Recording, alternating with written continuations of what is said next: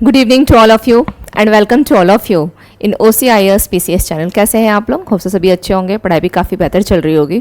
तो आज के सेशन में हम देख लेते हैं कौन कौन से इंपॉर्टेंट इश्यूज़ है, न्यूज़ है, मुद्दे हैं, समाचार है। इसके अलावा हम लोग कुछ इंपॉर्टेंट पॉइंट्स देखेंगे एंड एट द एंड हम लोग MCQs पर आएंगे। फर्स्ट ऑफ ऑल आप लोगों को बता दूं कि हम लोग की क्लास जो है एवरीडे लाइव चलती है, मॉर्निंग 7:30 टाइम होती है, बट सुबह की क्लास में कुछ ऑडियो में टेक्निकल इश्यूज आ रही थी जिसके कारण क्लास मॉर्निंग में स्टार्ट नहीं हो पाई। स्टार्ट तो हुई लेकिन ये क्लास चल नहीं पाई ऑडियो के कारण। तो मैंने आप लोगों को मैसेज किया था कि हाँ ये क्लास जो है आप लोगों की रिकॉर्डेड क्लास आप लोग की मिल जाएगी इवनिंग तक। तो चलिए बढ़ते हैं सेशन की तरफ और देखते हैं आज की क्लास का क्या कुछ खास इंपॉर्टेंट इन्फॉर्मेशन है। फर्स्ट इन्फॉर्मेशन पे आते हैं और इन्फॉर्मेशन है वो है आपका है भारत सिंगापुर के रिलेवेंट है, जिसमें कि गोलमेज सम्मेलन, मंत्री स्तरीय गोलमेज सम्मेलन से संबंधित कुछ इंपॉर्टेंट पॉइंट्स है, हेडलाइन है, देख लेते हैं क्या है। सबसे पहले ध्यान रखिएगा कि ये दूसरा भारत सिंगापुर मंत्री स्तरीय गोलमेज सम्मेलन यानी राउंड टेबल कॉन्फ्रेंस जो है किया गया है। और किन दो देशों के बीच में राउंड टेबल जो कॉन्फ्रेंस किया गया है, तो यह है भारत और सिंगापुर के बीच में। और कहाँ आयोजित किया गया है? सिंगापुर में आयोजित किया गया है। इसके अलावा अगर यहाँ पर यह दूसरा दिया गया है, दैट मीन्स कि यहाँ पहला भी हुआ था। अगर यह दूसरा है तो पहला मंत्री स्तरीय सम्मेलन भी किया गया भारत सिंगापुर के बीच, मंत्री स्तरीय गोलमेज सम्मेलन। तो यह कहां किया गया? यह किया गया था इन सितंबर 2022 न्यू दिल्ली में की गई थी। सितंबर 2022 और न्यू दिल्ली में किया गया। ओके, तो इस पॉइंट को आपको ध्यान रखना है। फर्स्ट कब हुआ है? फर्स्ट हुआ है आपका सितंबर 2022 और in which place? New Delhi first. And second कहाँ किया गया है? तो सेकंड किया गया है सिंगापुर में आयोजित किया गया है। नाउ अगर अब यहाँ पे बात की गई कि यह जो कॉन्फ्रेंस किया गया है, सम्मेलन हुई है, तो इस सम्मेलन जो है ये आपके इसके 6 पिलर्स थे, यानी ये 6 एग्रीमेंट्स किए गए, 6 समझौते यहाँ पर किए गए। और वो 6 समझौते कौन कौन से थे जो भारत और सिंगापुर के बीच में किए गए? हम लोग मैप पे भी आएंगे बट मैप पे थोड़ा बाद में आएंगे, पहले यहाँ पे देख लेते हैं कि ये 6 समझौते कौन कौन से थे। अगर बात की जाए तो सबसे पहले आप यहाँ पे लिख सकते हैं डिजिटलीकरण यानी डिजिटलाइजेशन हो गई। ठीक है, फर्स्ट एग्रीमेंट जो किया गया या 6 पिलर्स की बात की जाए कि वो 6 पिलर्स कौन कौन से थे जिसके तहत यह एग्रीमेंट किया गया है, तो डिजिटलाइजेशन हो गई। ओके, डिजिटलाइजेशन हो गया। सेकंड अगर बात की जाती है तो कौशल विकास को लेकर के यानी स्किल डेवलपमेंट। सेकंड क्या होगा? कौशल विकास यानी skill development. Okay, skill development, इसको ध्यान रखना है। इसके अलावा जो थर्ड है संधारणीय यानी सस्टेनेबिलिटी। संधारणीय यानी सस्टेनेबिलिटी, सस्टेनेबिलिटी। ओके, फोर्थ है आपके हेल्थ सेक्टर को लेकर के, हेल्थ हो गई। फिफ्थ आपका आ जाएगा विनिर्माण या मैन्युफैक्चरिंग, इसे हम कह सकते हैं विनिर्माण या मैन्युफैक्चरिंग की बात हम यहाँ पे कर सकते हैं, विनिर्माण या मैन्युफैक्चरिंग हो गई। इसके अलावा आ जाएगा कनेक्टिविटी। तो ये 6 पिलर्स के ऊपर जो है ये टोटल आपकी कॉन्फ्रेंस जो है की गई है, ये 6 पिलर्स। तो ये वर्तमान में करंट पे जो है आपको ये ध्यान रखना है कि दूसरा सम्मेलन कब किया गया, तो दूसरा सम्मेलन अभी सिंगापुर में आयोजित किया गया है। एंड ये 6 पिलर्स जो है इसके मेन पॉइंट्स हैं यहाँ पर। नौ तो ये तो अगर भारत और सिंगापुर की जो बायलैटरल रिलेशनशिप है या इनके बीच में जो द्विपक्षीय संबंध है उसकी बात अगर की जाए तो इन दोनों देशों के बीच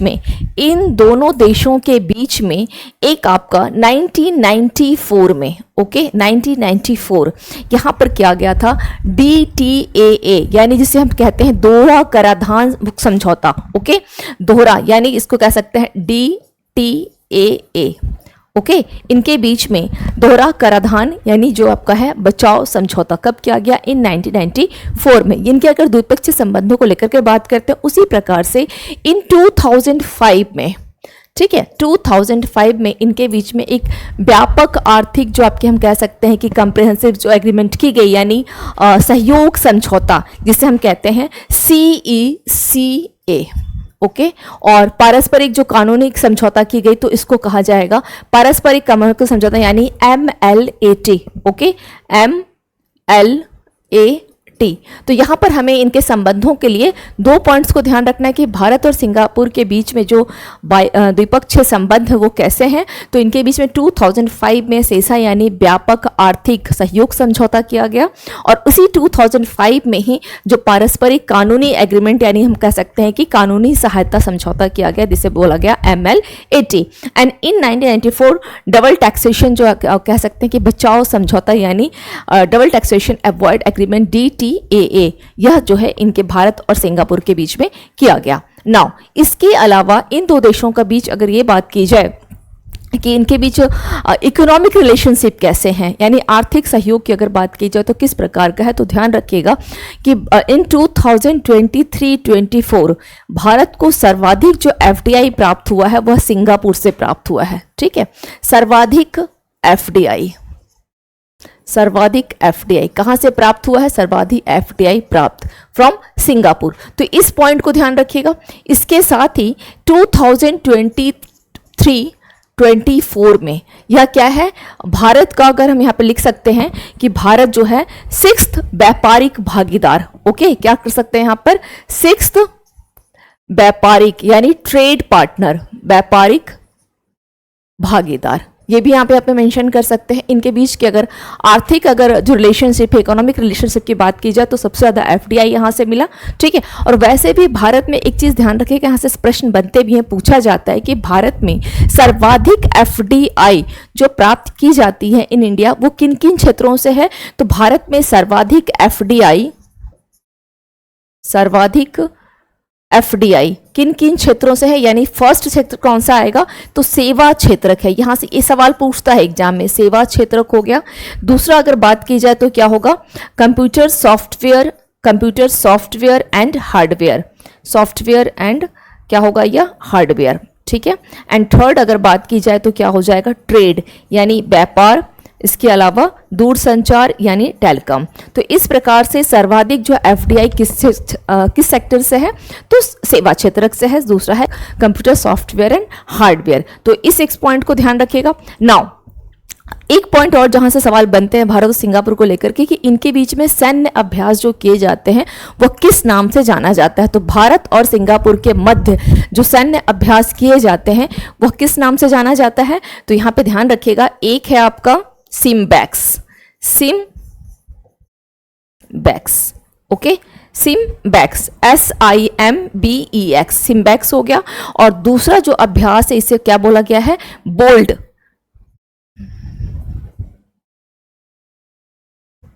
बोल्ड कुरुक्षेत्र। ठीक है, ये 2 अभ्यास जो हैं किए जाते हैं। ये 2 अभ्यास है। सैन्य अभ्यास कौन कौन से हैं? तो सिम्बैक्स है और बोल्ड कुरुक्षेत्र है। तो ये एक इन्फॉर्मेशन हो गई। इसके अलावा 2023-24 में अगर हम इसकी बात की जाए कि विज्ञान और प्रौद्योगिकी के क्षेत्र में, तो इसरो ने क्या किया था इन ईयर 2023-24 में? इसने PSLV C55 इसके द्वारा सिंगापुर के 2 सैटेलाइट को इसने लॉन्च किया था। ठीक है, सिंगापुर के 2 सैटेलाइट को किसके द्वारा? तो PSLV C55। ठीक है, इस लॉन्चिंग व्हीकल LV है, लॉन्चिंग व्हीकल के द्वारा इसने सिंगापुर के 2 सैटेलाइट को इसने लॉन्च किया था। तो इस इंफॉर्मेशन को भी ध्यान रख सकते हैं। तो भारत और सिंगापुर के बीच में अगर बोला जाए कि संबंधों को लेकर के कैसा है, तो द्विपक्षीय संबंध में हम यहाँ पर क्या क्या दे सकते हैं?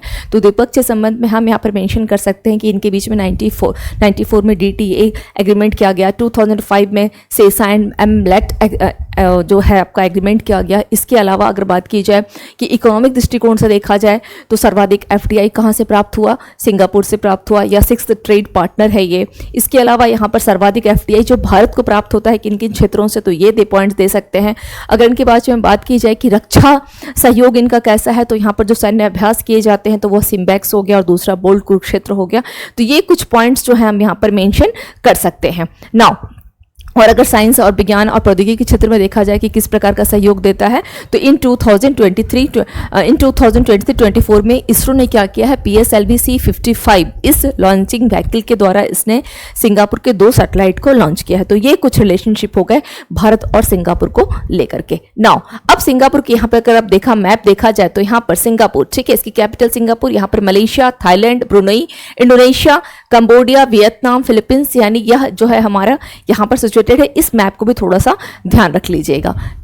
Okay, now come to the next information पे आते हैं। Come to the next information. Next information क्या है, आप लोग जब इस टॉपिक को पढ़ेंगे तो ऐसा नहीं कि केवल एक बार भी निकल जाएंगे, थोड़े से इसके जो 6 पिलर्स हैं जो वर्तमान में चर्चा में रहा, जिसके ऊपर अभी जो सेकंड जो कॉन्फ्रेंस की गई है, इसको आपको ध्यान रखना है। Now come to the next information. MP के कूनो नेशनल पार्क में एक नामीबियाई चीते की मौत हो गई। हम लोग जो है न्यूज़ में काफ़ी टाइम मतलब पढ़ चुके हैं चीते को लेकर के कि चीता जो है कहाँ से आया, तो यह अफ्रीका के नामीबिया और साउथ अफ्रीका से चीता मंगाया गया था। ये हम लोगों ने न्यूज़ में पहले भी पढ़ रखा था। अब बोला गया है कि चीतों को मंगा के कहाँ रखा गया था, तो कूनो नेशनल पार्क जो कि आपका MP में है, उसमें से ये बोला जा रहा है कि एक चीते की मौत हो गई है। और वह चीता भी किस तरह का था, तो वह खुले में संचरण करने वाला था, खुले में घूमने वाला। बाकी तो जो है आपके वो सॉरी बाकी जो है वो इनक्लोजर में रखे गए हैं, लेकिन यह चीता खुले में घूमने वाला यह एक चीता था। एक ही बचा हुआ चीता था जो खुले में संचरण कर रहा था, जिसकी की डेथ हो गई है। ठीक है, एक ही मात्र जीवित चीता था ये जो खुले में घूमता था। नाउ अब यहाँ पर सबसे पहले हेडलाइन को ध्यान रखना है। हेडलाइन में किस पॉइंट को ध्यान रखना है कि MP में क्या है आपका, कूनो नेशनल पार्क है। MP में कूनो नेशनल पार्क है और जहां पर नामीबियाई चीते जो हैं इसकी डेथ हो गई है। तो ये चीते की डेथ हो गई है, इट्स नॉट इंपॉर्टेंट। इंपॉर्टेंट ये है कि कूनो नेशनल पार्क कहाँ है। और दूसरा इंपॉर्टेंट पॉइंट ये होता है कि चीता जो मंगाए गए हैं, एक तो आपका अफ्रीका के नामीबिया से और दूसरा कहाँ से आया है, तो यह दूसरा आया है साउथ अफ्रीका से। साउथ अफ्रीका, ये 2 पॉइंट को ध्यान रखना है। नाउ अगर अब यहाँ पे बात की, जो मैंने आपको बताया कि एक जो चीता स्वतंत्र रूप से घूमने वाला था जिसकी डेथ हो गई, बाकी जो है इनक्लोजर में रखे गए हैं। तो अब यहाँ पर जो चीतों की संख्या है करीब 24 चीते जो हैं अब केवल यहाँ पर बच गए हैं। केवल अब यहाँ पर 24 चीते ही बचे हुए हैं जो कि इनक्लोजर में रखे हुए हैं। ठीक है, एक्चुअली हुआ क्या था कि चीतों की जो संख्या है वो भारत से लुप्त होते जा रही थी, और इसी के संरक्षण को, इसी के बचाने के प्रयास को करने के कारण, है ना, यानी इनका फिर से पुनर्वास हो सके, इसके लिए क्या किया गया, फिर से बसाने के लिए ही एक आपका प्रोजेक्ट चीता लाया गया था। प्रोजेक्ट चीता लियोपर्ड कब लाया गया था, इन ईयर 2022 में। यह पॉइंट इंपॉर्टेंट, इसको ध्यान रखिएगा, प्रोजेक्ट चीता, क्योंकि इसी प्रकार से आपका क्या क्या चलाया जा रहा है। एक आपका प्रोजेक्ट टाइगर है और दूसरा क्या है, प्रोजेक्ट एलिफेंट। इसी प्रकार से क्या है, प्रोजेक्ट टाइगर, प्रोजेक्ट एलिफेंट।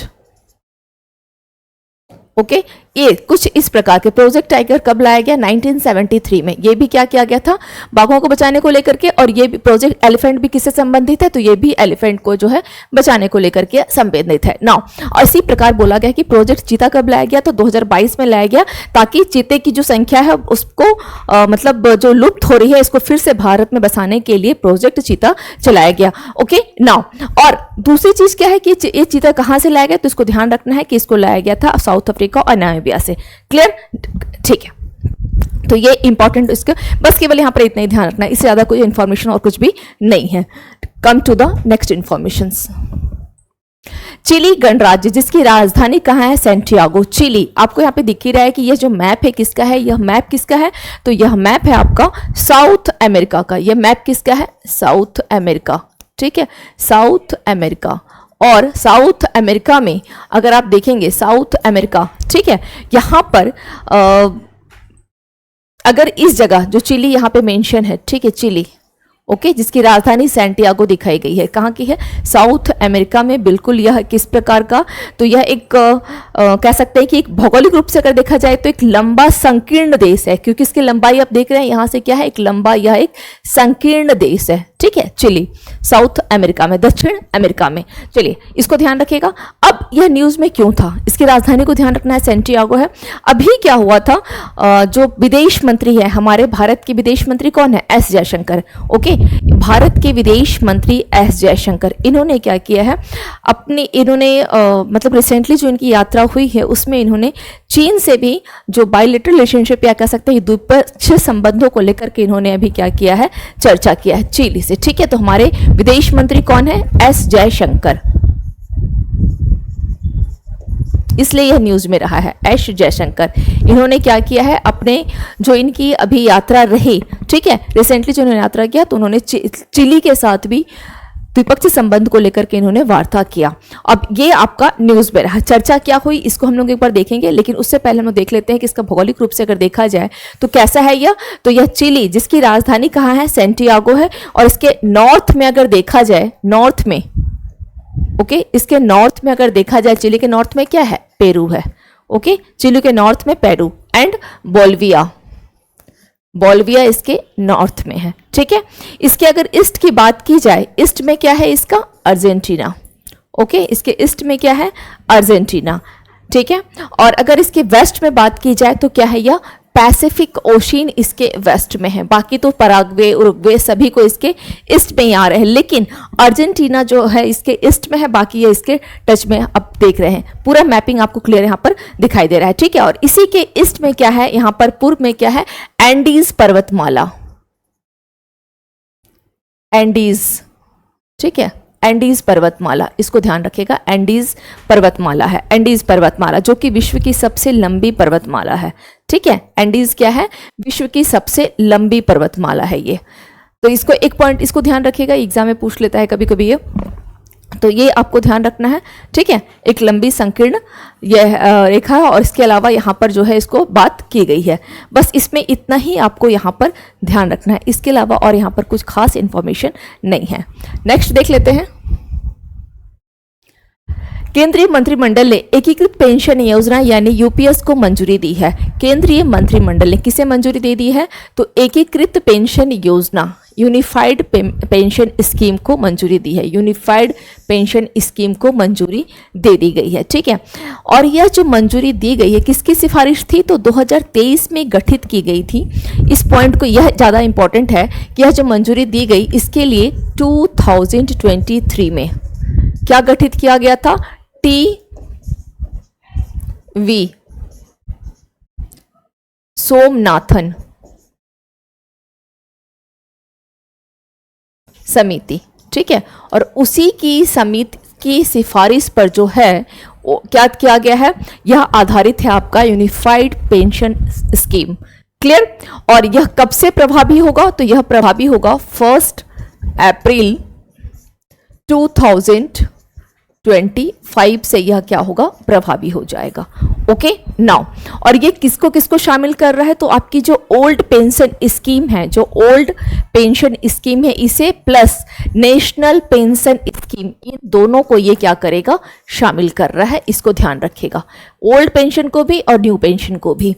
इसमें क्या प्रावधान किया गया है, जो अभी आपकी बात की जा रही है, यूपीएस की बात की जा रही है, इसके अंतर्गत इसमें यह प्रावधान किया गया है कि आपका जो 25 वर्षों का आपका जो सर्विस का टाइम है, सर्विस जो आप 25 वर्षों की जो आप सर्विस दे रहे हैं, ठीक है, 25 ईयर्स, कितना बोल रहा है, 25 ईयर्स की आपकी मिनिमम सर्विस, इसको ध्यान रखिएगा।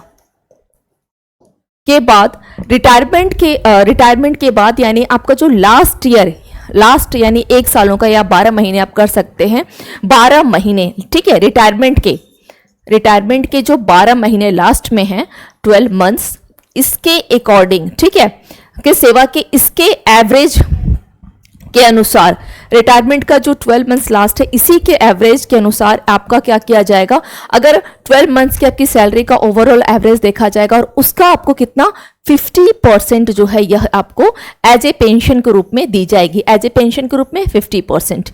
इस पॉइंट को ध्यान रखिएगा। ठीक है, तो बोला क्या क्या है, इसमें क्या बोला गया है कि 25 वर्ष की मिनिमम सर्विस के बाद ही जो कर्मचारी रिटायर्ड हुए हैं उनके लास्ट के जो 12 मंथ्स की सैलरी होती है, उसी बेस पे, उसी के एवरेज के आधार पर आपको 50% जो है पेंशन मिलेगी। ठीक है, और अगर सपोज आपकी सर्विस के 25 साल नहीं हुए हैं, ठीक, क्योंकि बोला गया है मिनिमम सर्विस, अगर 25 वर्ष से कम आपकी सर्विस है, सपोज आपकी सर्विस जो है 25 ईयर्स से कम है, लेकिन इस सिचुएशन में भी मिनिमम कितना बोला गया है, 10 ईयर्स, मिनिमम 10 ईयर्स, इतनी सर्विस आपकी जो होनी चाहिए, मिनिमम 10 ईयर्स। इसकी स्थिति में जो कर्मचारी हैं उनको उनकी सर्विस का जो एक रेशियो देखा जाएगा कि 10 साल में उन्होंने जो सर्विस किया है, इस 10 साल के सर्विस के अनुपात में या रेशियो के अनुपात में आपको मिनिमम कितना दिया जाएगा पेंशन, मिनिमम 10,000 आपको पेंशन जो है यह दिया जाएगा, मिनिमम 10,000 पेंशन पर मंथ।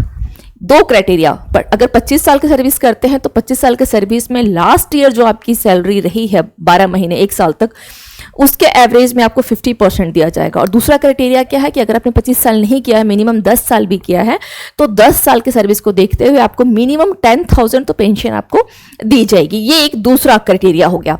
जबकि जो ओल्ड पेंशन स्कीम था, इसमें क्या बोला गया था, इसमें ये जो ओल्ड पेंशन स्कीम है, यहाँ जो हम लोग 12 मंथ्स का एवरेज देख रहे हैं 50%, वो नहीं था। ओल्ड पेंशन स्कीम में क्या थी, ये जो एवरेज के स्थान पर यहाँ पर जो सर्विस का लास्ट होता था, ठीक है, सर्विस का जो लास्ट मंथ होता था, हम लोग क्या कर रहे हैं, पूरे साल का एवरेज देख के दे रहे हैं ना। न्यू पेंशन जो यूपीएस है उसमें पूरे साल का एवरेज देखा जा रहा है, लेकिन जो ओल्ड पेंशन स्कीम थी, यानी जो आपके फादर या घर में दादाजी वगैरह किसी को मिलती होगी, उनसे पूछेगा तो वो मतलब उन्हें जो पेंशन मिलती होगी उससे आप शायद और ज़्यादा क्लियरिटी से समझ पाएं। तो देखिएगा, तो सर्विस का जो लास्ट मंथ रहा, ठीक है, सर्विस को जो लास्ट टाइम में आपको जो सैलरी दी गई, अंतिम महीने में जो आपको सैलरी मिला, उसके मूल वेतन का आपको 50% की गणना की गई, ठीक है। इसमें जो बेसिक सैलरी रही, मूल वेतन, बेसिक सैलरी, उसका 50% दिया जा रहा था ओल्ड पेंशन स्कीम में। ओल्ड पेंशन और एनपीएस में तो कोई निश्चित, इसमें कोई जो है कोई सुनिश्चित पेंशन योजना है ही नहीं। इसमें क्या है, कोई सुनिश्चित पेंशन की योजना नहीं है, ठीक है, सुनिश्चित कि इतना आपको, जैसे कि ओल्ड में क्या हो गया, एक फिक्स्ड हो गया कि लास्ट मंथ का दिया जाएगा, यूपीएस में भी 12 मंथ का, लेकिन जो न्यू पेंशन स्कीम थी या नेशनल पेंशन स्कीम, उसके अकॉर्डिंग कोई सुनिश्चित पेंशन जो है यहाँ पर नहीं थी। इसमें कोई सुनिश्चित पेंशन का कोई प्रावधान यहाँ पर नहीं था। यानी अगर बोला जाए तो जो मिनिमम पेंशन है आपको वो कितना दिया जाएगा, मिनिमम पेंशन अगर बात की जाए तो कितना दिया जाएगा, 10,000, और वो भी इसके लिए क्या है, आपका 10 ईयर्स की सर्विस के बाद ही दिया जाएगा, 10 ईयर्स की सर्विस के बाद यह दिया जाएगा। तो ये आपको थोड़ा सा ध्यान रखना है कि 10 ईयर्स के सर्विस के बाद ये दिया जाएगा, ठीक है, 10,000 मिनिमम। और वैसे अगर लिया जाए कि मतलब ओवरऑल है ना, ओपीएस हो यानी ओल्ड पेंशन हो या नेशनल पेंशन हो, तो इसमें अगर इन दोनों की बात की जाए कि ओल्ड पेंशन हो या new pension, sorry national pension scheme हो, राष्ट्रीय पेंशन योजना हो, तो मिनिमम जो है आपको 9,000 पेंशन मिलना ही है। इससे कम आपको पेंशन जो है नहीं दी जाएगी। इन दोनों की अगर बात की जाए, इसकी और इसकी, तो इन दोनों के अकॉर्डिंग कितना है, मिनिमम आपको 9,000 जो है, इतनी पेंशन पर मंथ जो है दी जाएगी, इतनी पेंशन पर मंथ 9,000 जो है आपको दी जाएगी, ठीक है, मिनिमम इतना तो आपको दिया जाएगा। तो ये एक बेनिफिट है, ठीक है, इसीलिए लोग गवर्नमेंट जॉब के लिए ज़्यादा इंटरेस्टेड होते हैं कि चलो यहाँ पर बना रहेगा। तो ये हो गई आपकी ओवरऑल इस स्कीम को समझने के लिए, क्योंकि इससे क्या है, मोस्ट प्रोबेबली आपके एग्जाम में जो है क्वेश्चन यहाँ पर बन सकते हैं एकीकृत पेंशन योजना को। और ध्यान रखिएगा कि इस योजना को लागू करने वाला सबसे जो पहला राष्ट्र है वो कौन सा है, सबसे पहला जो राज्य बन गया है वो है महाराष्ट्र। इस स्कीम को लागू करने वाला महाराष्ट्र कब से, ये नेक्स्ट ईयर से लागू कर देगा, ठीक है, नेक्स्ट ईयर से यह लागू कर देगा इस स्कीम को। महाराष्ट्र आपके जो है एकीकृत पेंशन योजना या यूनिफाइड पेंशन स्कीम को महाराष्ट्र नेक्स्ट ईयर से लागू कर रहा है। Now come to the next information. प्रधानमंत्री ने जलगांव में लखपति दीदी सम्मेलन में भाग लिया था। लखपति दीदी, एक्चुअली इसमें जो है लखपति दीदी में जो सदस्य हैं, यहाँ ध्यान रखिएगा, वो सेल्फ हेल्प ग्रुप की इसी की सदस्य हैं, ठीक है, इसकी सदस्य जो है लखपति दीदी सम्मेलन में शामिल है। तो लखपति दीदी में क्या है, को सेल्फ हेल्प ग्रुप की जो महिलाएं हैं वो इसमें शामिल है। और इसमें जो पूरे साल का अगर आप देखेंगे कि जो इनको इनकम दिया जाता है या इनकी वार्षिक जो घरेलू आय है वो या तो 1 लाख है, ठीक है, 1 लाख, 1 लाख या इससे थोड़ा सा अधिक होगा, ठीक है, या इससे थोड़ा सा अधिक ये मान के चलें, ठीक। नाउ अब सेल्फ हेल्प ग्रुप क्या है, तो ये एक स्वैच्छिक संगठन है। इसको ध्यान रखिएगा कि कैसा है, तो यह एक स्वैच्छिक संगठन है, ठीक है। यह क्या है, एक स्वैच्छिक संगठन है। नाउ अब बात आती है यहां पर, हम लोग किसको लेकर के चलते हैं, लखपति दीदी। आखिर ये लखपति दीदी जो है ये किसके अंतर्गत है, यानी किसके तहत है, तो ध्यान रखिएगा एक वर्ड, दीन दयाल अंत्योदय योजना। ओके, दीन दयाल अंत्योदय योजना राष्ट्रीय ग्रामीण आजीविका मिशन, आजीविका मिशन, इसी के तहत जो है आपकी लखपति दीदी जो है शुरू की गई है। इसी मिशन के तहत जो, यानी शॉर्ट में बोला जाए तो दीनदयाल अंत्योदय योजना, DNRLM, इसी के तहत जो है आपकी लखपति दीदी योजना की जो है शुरुआत की गई है, ठीक है। अब एक्चुअली इसमें क्या किया गया, जिसका डाटा दिया गया, तो 30 जून तक अगर बात की जाए, कब तक, तो 30 जून 2024 यानी अभी, ठीक है। इसमें 30 जून 2024 तक इसमें कितने लखपति दीदी शामिल हो गई हैं, 1 लाख, ठीक है, सॉरी 1 करोड़, 1 लाख नहीं, लखपति है, 1 करोड़ लखपति दीदी जो हैं इसमें शामिल हो चुकी हैं, ठीक है, लखपति दीदी। और जो अंतरिम बजट दी गई है, अंतरिम बजट मतलब क्या हो गया, अंतरिम बजट की अगर बात की जाए तो अंतरिम बजट यानी 2024-25, इसमें बोला गया है कि लखपति दीदी की जो संख्या है उसको 2 करोड़ से बढ़ा करके कितना टारगेट रखा गया है, 3 करोड़ का टारगेट रखा गया है। इस अंतरिम बजट में टारगेट कितना रखा गया है, 3 करोड़ का, 3 करोड़ लखपति दीदी, ठीक है, इतना का जो टारगेट इसके अंदर रखा गया है, एक लक्ष्य रखा गया है, 2 करोड़ से बढ़ा करके इसे 3 करोड़ का। ओके, तो इसको ध्यान रखना है। कहाँ किया गया है, जलगांव महाराष्ट्र में मोदी जी के द्वारा इस सम्मेलन में भाग लिया गया। Clear. Now come to the next information. ध्यान रखिएगा ये क्लास हमारी मंडे टू सैटरडे जो है मॉर्निंग में 7:30 में होती है, लेकिन कभी कभी कुछ टेक्निकल इश्यूज या किसी रीजन की वजह से क्लास अगर नहीं हो पाई तो आप लोगों को रिकॉर्डेड क्लास जो है इवनिंग तक दे दी जाती है। दूसरी चीज, अगस्त मंथ में क्लास काफी डिस्टर्ब रहे हैं, इसलिए कल 12 बजे जो है आपकी लाइव क्लास होगी, दोपहर 12 बजे। पूरे अगस्त मंथ के करंट अफेयर्स को हम लोग डिस्कस करेंगे। नाउ अब हम चलते हैं, नेक्स्ट आते हैं क्वेश्चंस पे। आज का सवाल क्या है देख लेते हैं। कौन सा स्टेटमेंट सही है, आपको यह बताना है कौन सा सही है। वैज्ञानिकों ने मानव मस्तिष्क में माइक्रोप्लास्टिक पाया और विश्वव्यापी कार्रवाई का आह्वान किया। माइक्रोप्लास्टिक, ठीक है, यह पाया गया। शोधकर्ता के द्वारा हाल में एक रिसर्च किया गया और जो स्टडी की गई उसमें यह बताया गया कि 2024 की शुरुआत में एकत्र किए गए मस्तिष्क के नमूनों में वजन के हिसाब से एवरेज, अगर वेट के हिसाब से देखा जाए तो 0.5 जो है % प्लास्टिक था। सही कोड चुनना है, कौन सा आपका सही है। सही कोड चुने, केवल 1 केवल 2, सी 1 और 2 दोनों, डी ना तो 1 और ना ही 2। तो इसका राइट आंसर क्या हो जाएगा, इसका राइट आंसर क्या होगा, इसमें दोनों के दोनों स्टेटमेंट जो है यहाँ सही है। इसमें दोनों स्टेटमेंट यहाँ पर सही। जस्ट अ मिनट, एक्सक्यूज मी।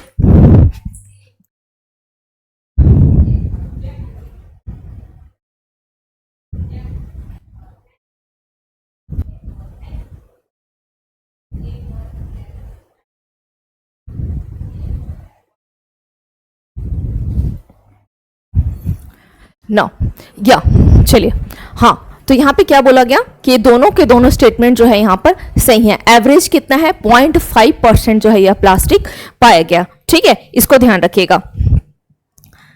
चलिए अच्छा, अब अब हम लोग यहाँ पे देखते हैं कि जो माइक्रो प्लास्टिक है, जो आपके वेट के हिसाब से इतना पाया गया, तो आखिर इस माइक्रो प्लास्टिक जो है, इससे क्या क्या नुकसान हो सकता है इस माइक्रो प्लास्टिक से। ठीक है, माइक्रो प्लास्टिक से अगर देखा जाए तो किसको अफेक्टेड करेगा, तो यह फेफड़े को करता है, यानी लंग्स को यह अफेक्टेड करता है, लंग्स को। ठीक है, यह लंग्स को जो है काफी अफेक्टेड करता है, या इसका जो प्लेसेंटा होता है ना, प्लेसेंटा, इन सभी को भी प्लेसेंटा इससे अफेक्टेड करता है। ओके, इसके अलावा अगर आप देखेंगे तो ये जो है आपके, चूंकि मस्तिष्क में ही जब इतने वेट में पाया जाता है तो ये अन्य अंगों को भी प्रभावित कर सकता है। तो लंग्स हो गया, प्लेसेंटा हो गया, इसको ध्यान रखिएगा। ओके, और वैसे भी प्लास्टिक पॉल्यूशंस के कारण भी, जो प्लास्टिक के कारण भी अत्यधिक मात्रा में पॉल्यूशंस हो रही है, तो इसके लिए भी जो है एक विश्वव्यापी कार्रवाई का आह्वान किया गया है। बट सरकार, इसी की वजह से आप देखेंगे कि लगातार जो है सरकार क्या कर रही है, मतलब पॉल्यूशंस को कम करने के लिए कभी 2030 का मिशन चल रहा है, कभी 2070 को टारगेट लेकर के चल रही है। कुछ ऐसा करना है, 1.5 डिग्री सेल्सियस तक पहुंचाना है, जो कि 3 डिग्री सेल्सियस तक है। तो ये काफ़ी कुछ इनिशिएटिव्स गवर्नमेंट की तरफ लिए जा रहे हैं, but it will take time, और है कि नहीं। और ये जो माइक्रो प्लास्टिक देख रहे हैं आप, इसका कितना बोला गया है, तो यह आपके 5 mm 5 मिलीमीटर से भी कम है ना, हवा में, पानी में, टिश्यूज में, हर जगह जो है, यानी मानव जो ह्यूमन टिश्यूज है उत्तक है, उसमें भी ये पाए जा रहे हैं। 5 mm, ये m है, ओके, यह m है, से भी कम, या इनका मतलब आकार जो है, साइज इतना छोटा होता है। Okay, now come to the next question.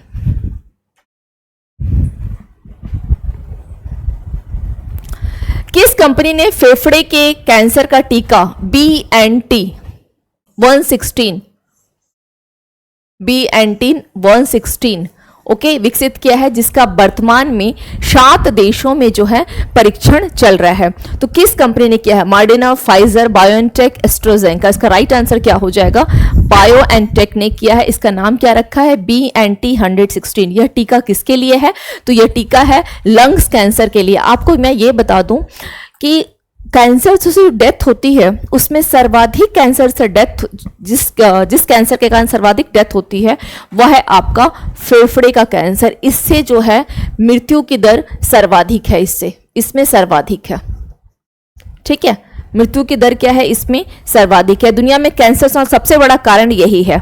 Okay, इससे करीब करीब ऐसा बोला गया है कि अभी तक 1.8 मिलियन, हालांकि डाटा उसको ध्यान रखने की आवश्यकता नहीं, लेकिन सर्वाधिक मौत जो है इसी से होती है, इसको ध्यान रखिएगा। ठीक है, सबसे अधिक ये जो है प्रभावित करती है। चलिए, इसके अलावा अब ये बोला गया है कि ये जो है आपकी बोला, जिसका वर्तमान में 7 देशों में जो है परीक्षण चल रहा है, यानी टेस्टिंग चल रही है। 7 देशों में इसकी टेस्टिंग चल रही है। तो वो 7 देश कौन कौन से हैं? तो फॉर द एग्जाम्पल के लिए लिख लें, यूके हो गया, यूएस, जर्मनी, हंगरी, पोलैंड। अगर हंगरी है तो पोलैंड ऑलमोस्ट इसका नाम आ ही जाता है, स्पेन एंड टर्की। इन 7 देशों में जो है इसका परीक्षण चल रहा है।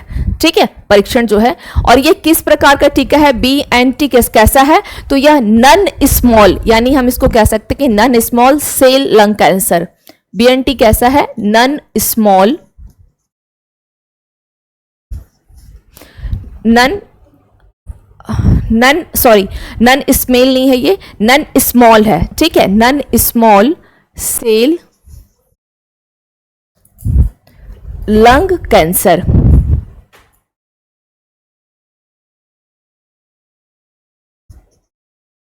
Okay, non small cell lung cancer है ये, इसको ध्यान रखिएगा। Now come to the next. प्रधानमंत्री जन धन योजना 28 अगस्त डैश को शुरू की गई थी। प्रधानमंत्री जन धन योजना 2015, 2016, 2013, 2014। तो इसकी शुरुआत कब की गई थी? 2014। अभी रिसेंटली इसका क्या किया गया है? इसके 10 साल जो हैं कंप्लीट हो गए हैं। तो कब ये योजना लाई गई? यह योजना कब लाई गई? 28 अगस्त 2014, यानी 28 अगस्त 2014 में। और इसके अभी जो है 10 साल कंप्लीट कर लिए गए। 10 इयर्स इस योजना का कंप्लीट जो है हो चुका है। और इसके तहत एक्चुअली जो जन धन योजना है, इसका मतलब क्या था कि ऐसे भारतीय नागरिक जिनके पास अपना कोई अकाउंट नहीं है, आज तक उनके पास कोई खाता ही नहीं है, उनके लिए लाया गया था। यानी जिसको कहा जाता है कि बेसिक सेविंग्स बैंक अकाउंट। किसके लिए था ये? बेसिक सेविंग्स बैंक अकाउंट, बुनियादी बचत खाता, बुनियादी बचत बैंक खाता के लिए लाया गया था। और जिसके तहत आप लोन, पेंशन, और हम कैसे लोन हो गया, पेंशन हो गया, इन सबको इसमें शामिल किया गया था, है ना। जन धन यानी हर जन के पास थोड़ा धन होना चाहिए। तो पहले तो जीरो बैलेंस में था, लेकिन अब इसकी भी संख्या काफी घट गई है। और इसमें अगर देखा जाए कि फीमेल का रेशियो क्या है, फीमेल इसमें कितनी है, तो 55.6% जो है इसमें, यानी 55 का मतलब हो गया करीब करीब 29 करोड़ जो है इसमें महिलाएं जो है इसकी भागीदार हैं। और ये दुनिया की सबसे बड़ी एक वित्तीय, कह सकते हैं कि वित्तीय वाली योजना है ना, वित्तीय समावेशन, दुनिया की सबसे बड़ी। इस लाइन को जरूर ध्यान रखिएगा कि दुनिया की सबसे बड़ी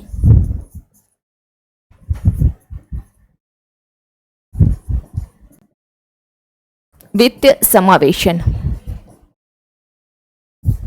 ठीक है, सबसे बड़ी वित्तीय समावेशन वाली यह योजना है। Clear? Now come to the next.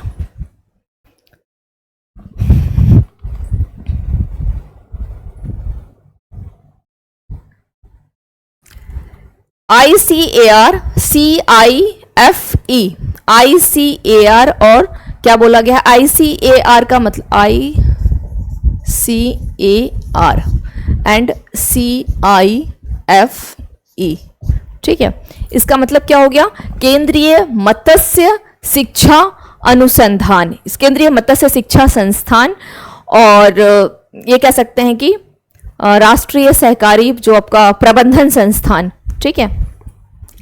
तो यहां क्या बोला गया कि और वैमनीकॉम ने, इन दोनों ने मिलकर के सहकारी प्रबंधन को बढ़ाने के लिए समझौता ज्ञापन पर हस्ताक्षर किया है। तो जब मैंने कहा कि ICAR यानी केंद्रीय मत्स्य शिक्षा संस्थान, है ना, तो किस जैविक खेती, कृषि वानिकी, बागवानी और मत्स्य पालन, तो उसका राइट आंसर क्या हो जाएगा? मत्स्य पालन, ठीक है, मत्स्य पालन। ओके नाउ बस इसको इतना ही ध्यान रखना कि सहकारी प्रबंधन को बढ़ाने के लिए। और मत्स्य पालन अगर बोला जाए कि मैदानी क्षेत्रों में सर्वाधिक प्रोडक्शन करने वाला कौन सा ऐसा राज्य है, तो उत्तर प्रदेश का नाम को ध्यान रखिएगा, ठीक है, उत्तर प्रदेश। मत्स्य पालन, जो कि विश्व मत्स्य पालन दिवस आपको कब मनाया जाता है? 21 नवंबर को। और 21 नवंबर को अहमदाबाद में ही उत्तर प्रदेश को मैदानी क्षेत्रों में सर्वाधिक प्रोडक्शन के लिए इसको जो है अवार्ड दिया गया था। Now come to the next. राष्ट्रीय औद्योगिक गलियारा विकास कार्यक्रम के तहत केंद्रीय मंत्रिमंडल ने कितने नए ग्रीनफील्ड औद्योगिक स्मार्ट शहरों को इसने मंजूरी दे दी है? तो बोला गया है कितने ग्रीनफील्ड औद्योगिक स्मार्ट शहरों की बात की जा रही है ना। नाउ तो इसके अंतर्गत इसका राइट आंसर क्या हो जाएगा? स्मार्ट शहरों की अगर बात की जाए 10, 11, 12, 13 तो हो जाएंगे 12। औद्योगिक गलियारा विकास कार्यक्रम के तहत कितने हो गए?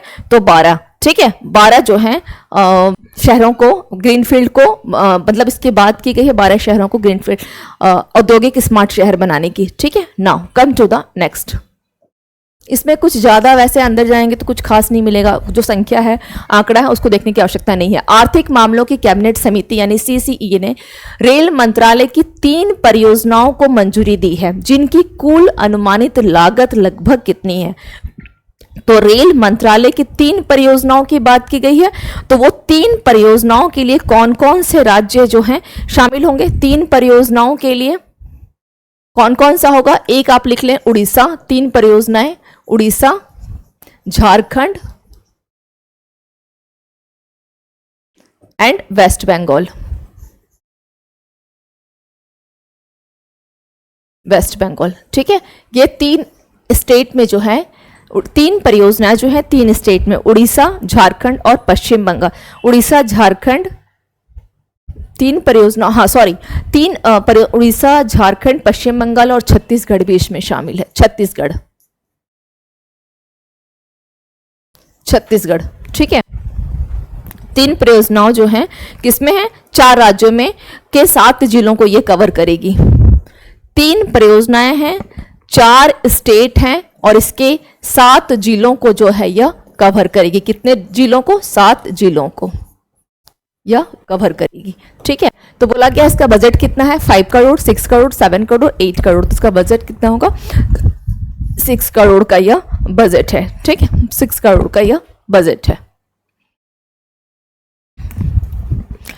केंद्रीय मंत्रिमंडल ने पूर्वोत्तर राज्यों की जल विद्युत विस्तार के लिए डैश की मंजूरी दी है, जल विद्युत विस्तार के लिए। तो पूर्वोत्तर राज्यों के लिए कितना है, 6 करोड़, 5 करोड़, 7 करोड़, 4 करोड़। तो इसका हो जाएगा 4 करोड़ 1036 करोड़ जल विद्युत परियोजनाओं के लिए, हाइड्रो इलेक्ट्रिसिटी के लिए। केंद्रीय मंत्रिमंडल ने कृषि अवसंरचना कोष के विस्तार को मंजूरी दी। निम्नलिखित में से कौन सा स्टेटमेंट सही है, पूरे भारत में कृषि अवसंरचना को बढ़ावा देगा। 1 लाख करोड़ की लागत वाली इस योजना को किसान उत्पादक संगठनों के लिए वित्तीय सहायता शामिल करने के लिए फिर से डिजाइन किया गया है। सही कोड चुने, केवल 1, केवल 2, सी 1 और 2 दोनों, डी इनमें से कोई नहीं। तो इसका राइट आंसर क्या हो जाएगा, सी 1 और 2 दोनों स्टेटमेंट जो है यहां पर सही है। Now come to the next question. Bharat की दूसरी परमाणु मिसाइल पनडुब्बी को कमीशन किया गया है। भारत की दूसरी परमाणु मिसाइल पनडुब्बी, इसे क्या बोला गया है कि कमीशन किया गया है। चलिए देख लेते हैं।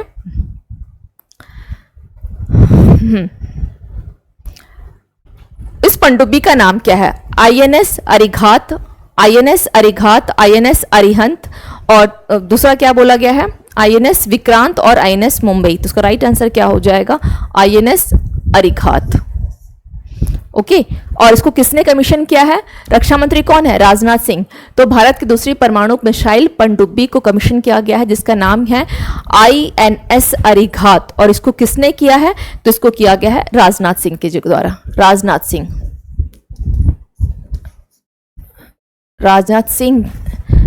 के द्वारा इसे कमीशन किया गया है। ठीक है, नाउ अब यहां पर बात आती है, चलिए ठीक है, यहां पर बस केवल इतना ही ध्यान रखिएगा। और आईएनएस अरिघात जो है हालांकि 2007, ठीक है चलिए इतना ही ध्यान रखिएगा, इसके अलावा यहाँ पे छोड़ दीजिए, नेक्स्ट कुछ खास इंपॉर्टेंट यहाँ नहीं आएगा। 61st राष्ट्रीय शतरंज जो चैंपियनशिप है किसने जीती है, हरिका द्रोणावल्ली, विदित गुजराती, अर्जुन एरोगोसी, कार्तिक वेंकटरमन। तो क्या हो जाएगा, कार्तिक वेंकटरमन। क्लियर नाउ, तो ये हो गई आज के क्लास के इंपॉर्टेंट क्वेश्चंस। अब हम लोग आते हैं कुछ इंपॉर्टेंट पॉइंट्स पे, देख लेते हैं क्या क्या इंपॉर्टेंट पॉइंट्स हैं। सेबी ने राणो शुगर्स के प्रमोटर और अन्य को प्रतिभूति बाजार से 2 साल के लिए जो है बैंड कर दिया गया है। सेबी जिसकी जो अध्यक्ष कौन है, माधवी पुरीबुच, ये ध्यान रखना है। सेबी की स्थापना इन 88 में की गई थी एग्जीक्यूटिव बॉडी के रूप में, लेकिन 91 में इसे जो स्टैट्यूटरी बॉडी यानी वैधानिक निकाय का दर्जा दे दिया गया। इसका हेडक्वार्टर कहाँ है, मुंबई है। जय शाह को आईसीसी का स्वतंत्र अध्यक्ष चुना गया है। पैरालंपिक खेल 24 पेरिस में 28 अगस्त, ये कब तक चलेगा, 8 सितंबर तक शुरू हुआ है। Now come to the next. Bharat और चिली नई दिल्ली में उन्होंने द्वितीय संयुक्त आयोग की बैठक की सह अध्यक्षता की। चिकित्सा वैज्ञानिक के द्वारा कौन सा रोग, तो पार्किंसंस रोग, इसके प्रबंधन के लिए दवा की खुराक को समायोजित करने हेतु एक नया स्मार्ट सेंसर जो है विकसित किया गया है। सतीश कुमार को रेलवे बोर्ड का अध्यक्ष और मुख्य कार्यकारी अधिकारी यानी सीईओ नियुक्त किया गया है। सतीश कुमार, जहां रेलवे में पहले कौन थे, अनिल कुमार लोहाटी थे, जो कि ट्राई में चले गए हैं, शिफ्ट हो गए हैं, वहां के ये अध्यक्ष बन गए हैं। सरकार ने 20 श्रीनिवासन को नया एनएसजी का महानिदेशक नियुक्त किया गया है। हिमाचल प्रदेश सरकार ने मुख्यमंत्री सुख शिक्षा योजना की शुरुआत की। लड़कियों की विवाह की उम्र 18 से लेकर कितना कर दिया, 21 साल कर दिया गया है। ठीक है, टाइफून से जापान भी काफी जो है प्रभावित हो चुका है, और 21 दिन के भीतर जन शिकायत निवारण के लिए दिशा निर्देश जारी किया, इसको छोड़ दीजिएगा। तेगबीर सिंह माउंट किलिमंजारो पर चढ़ने वाले सबसे कम उम्र के ये एशियाई जो हैं बन गए हैं। Now come to the question, देख लेते हैं वन लाइनर क्वेश्चन कौन कौन से इंपॉर्टेंट है। किस पर जनता के विचार सुझाव आमंत्रित किए गए हैं वक्फ संशोधन बिल 2024 में। सिंगल स्ट्रेन ओरल हैजा वैक्सीन लॉन्च की गई है हैदराबाद में। भारत ने किसके लिए स्वदेशी आरटी-पीसीआर टेस्टिंग किट जो है डेवलप किया है, मंकी पॉक्स यानी एमपॉक्स के लिए। भारत चिली 28 अगस्त को कहां ये अपनी संयुक्त आयोग बैठक की अध्यक्षता करेंगे, तो यह है नई दिल्ली में इन्होंने किया है, नई दिल्ली में भारत चिली को लेकर के। आईएनएस मुंबई 3 दिन की यात्रा के लिए कहां पहुंच गया, कोलंबो। 28 अगस्त को पैरालंपिक गेम्स कहां शुरू हो रहा है, इवेंट कब तक चलेगा, तो यह पेरिस में शुरू हो रहा है और 8 सितंबर तक ये चलेगा। कागज रहित परिषद बैठकों के लिए ई कैबिनेट प्रणाली लागू की जाएगी आंध्र प्रदेश में। किसने भविष्य में यूनिफाइड लैंडिंग इंटरफेस के लॉन्च की घोषणा की? आरबीआई ने। कल की क्लास में आप लोग को यूनिफाइड लैंडिंग इंटरफेस क्या है ये बताऊंगी। ओके, चलिए, तो ये हो गए आज की क्लास के इंपॉर्टेंट इन्फॉर्मेशन। ध्यान रखिएगा, मंडे टू सैटरडे क्लास आपकी मॉर्निंग 7:30 लाइव होती है। केवल कुछ टेक्निकल इश्यूज के कारण इस क्लास को आज मुझे अभी मतलब इस क्लास को आप लोगों को देना पड़ा, अदरवाइज ये क्लास लाइव होती है। संडे कल आप लोगों की क्लास दोपहर 12 बजे है। हम लोग पूरे अगस्त मंथ के करंट अफेयर्स को कवर करेंगे। तो मिलते हैं कल दोपहर 12 बजे। Thank you to all of you and have a nice day.